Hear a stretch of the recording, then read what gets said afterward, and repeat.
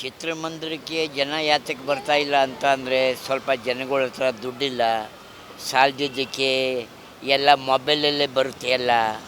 ಮೊಬೈಲಲ್ಲೇ ನೋಡಿಕೊಂಡು time pass ಮಾಡ್ತಾರೆ, ಅದರಿಂದ ಬರ್ತಾಯಿಲ್ಲ ಫಿಲಮ್ಗೆ. ಮತ್ತೆ ಇವಾಗ ಸ್ಟಾರ್ ನಟರು ಕೂಡ ವರ್ಷಕ್ಕೆ 3-4 ಸಿನಿಮಾ ಮಾಡ್ತಾ ಇದ್ರು ಮೊದಲು, ಇವಾಗ ಕಡಿಮೆ ಮಾಡಿದ್ದಾರೆ. ಅದರಿಂದ ಅದೇನಾದ್ರೂ ಕಾರಣ ಇರ್ಬೋದಾ ಅಂತ? ಕಾರಣ ಅರ್ಜಿಂದ ಏನಿಲ್ಲ, ಸ್ವಲ್ಪ ದುಡ್ಡಿಂದು ತೊಂದರೆ ಒಂದು, ಎರಡನೇದು ಜನ ಯಾಕೋ ಹಿಂದೆ ಹೋಗ್ತಾ ಇದ್ದಾರೆ, ಯಾಕೆ? ಏನು ಅನ್ನೋದು ಗೊತ್ತಾಯ್ತಾ ಇಲ್ಲ. ನೀವು ಯಾವುದು ರೀಸೆಂಟಾಗಿ ನೋಡಿದ ಸಿನಿಮಾ ಅಂದರೆ?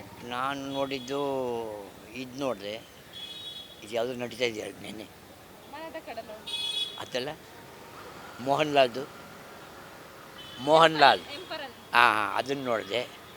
ಆಮೇಲೆ ಇನ್ನೊಂದು ಯಾವುದು ನೋಡಿದೆ, ಎರಡನ್ನು ನೋಡಿದೆ.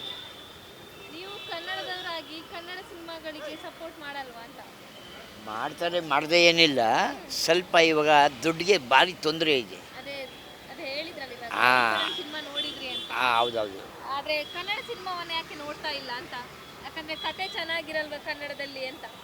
ಕತೆ ಚೆನ್ನಾಗಿರುತ್ತೆ, ಚೆನ್ನಾಗಿಲ್ಲದ್ರಲ್ಲಿ ಏನಿಲ್ಲ, ಸ್ವಲ್ಪ ಜನ ಹೋಗ್ತಾ ಇಲ್ಲ ಈಗೀಗ ಅಷ್ಟೇ.